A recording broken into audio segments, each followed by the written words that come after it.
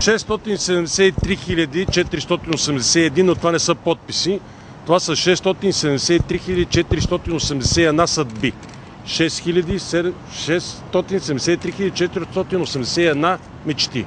Така че държавата е необходимо да се съобрази с тези мечти и съдби. Толкова са събрани. По закон трябва да са събрани 400 хиляди, събрани са 673 481 мечти. Това е. Радвам се, че открихте референдума, между другото. Той е от 3 месеца.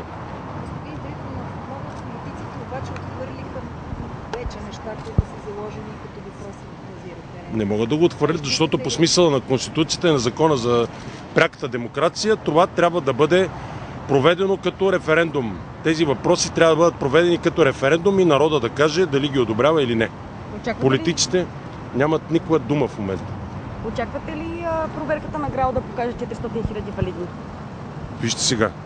Това са 673 481 подписа на 673 481 личности. ГРАО ще покаже това, което е истината. Това е истината. Да не мислите, че това са измислени подписи. Кой да влиза в политиката? В какъв план? Не мога да ви разбера. Това, което правя в телевизионното предаване, също е политика. И вие правите политика в момента. Очаквате дали ще се кандидатирам за президент ли? Или за министър-председател? Примерно. В момента има 673 481 подписа, които ще бъдат внесени и държавата е необходимо да се съобрази с тях веднага, по смисъла на закона. Моля, кой да променят? Не могат да ги променят. Що да ги променят? Кой да ги редактира? Народно събрание. Не може да ги редактира. Това е волята на народа. Народното събрание е избрано от народа. Народът е решил тия въпроси да бъдат подложени на референдум. И това е изяснено в Конституцията. Не могат да променят нищо. Ако го променят, това ще е нарушение на законите. Въпросът за Белене беше променен. Президентът беше инициирал... Белене. Той беше от инициативен комитет. Ако ги променят, ще си понесат всички последствия. И задължителното гласуване отпадна, което ви е важно. Не искам да коментирам. Това хората са решили, пак ви казвам, 673 481 съдби са решили да подложат на референдум тези въпроси. Политиците са избрани от хората. Ако не се съобразят с тези 673 481 личности, ще си понесат последствия. Какви последствия?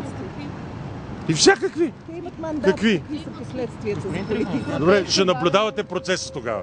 Този път надявам се и да го отразявате, защото вие не отразявате този референдум в продължение на 3 месеца, а сега ще го отразявате, предполагам, защото зад него стоят 673 481 личности. Казахте, че вие нямате амбиция вероятно за министър-председател или президент. Нищо подобно не съм казал. Казах, че в момента е важно да се проведе референдум.